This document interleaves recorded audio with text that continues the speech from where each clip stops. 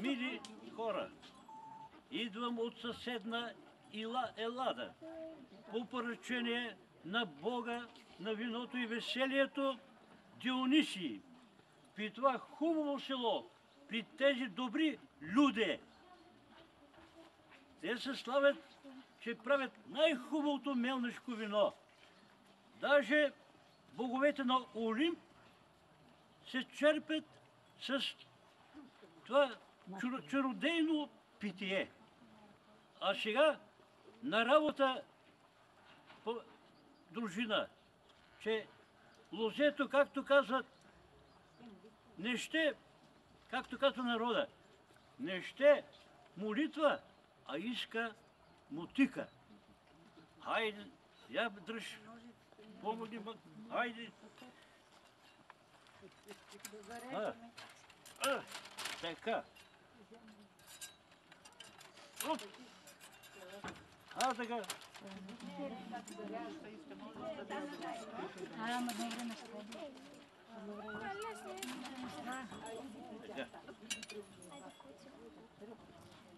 Колко звезди на небето, толкова грозде в лозето. Колко вода в морето, толкова вино и ракия в мазето.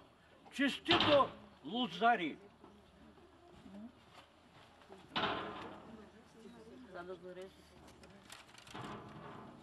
А сега да полееме лозето и да имаме голям берекет.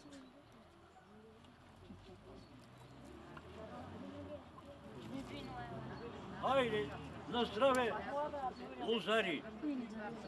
Хайде! Ами, момчета, до сега добре.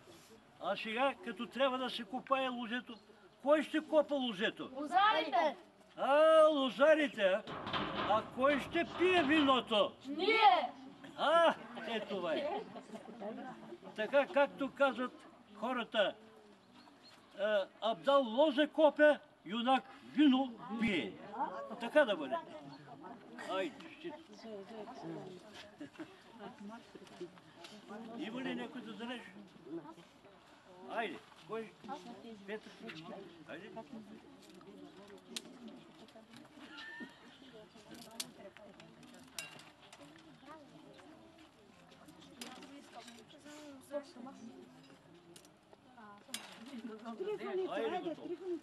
Айде, живи и здрави!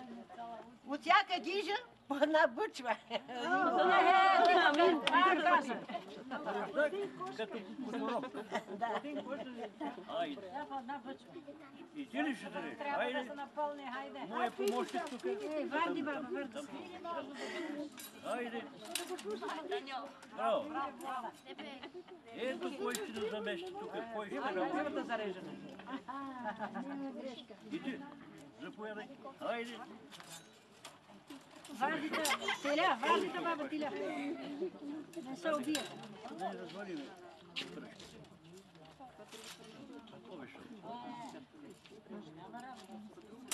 Айде, готово. Това ми дай. Хвърли ги. Пусти ги. Да. Пусти ги. Айде.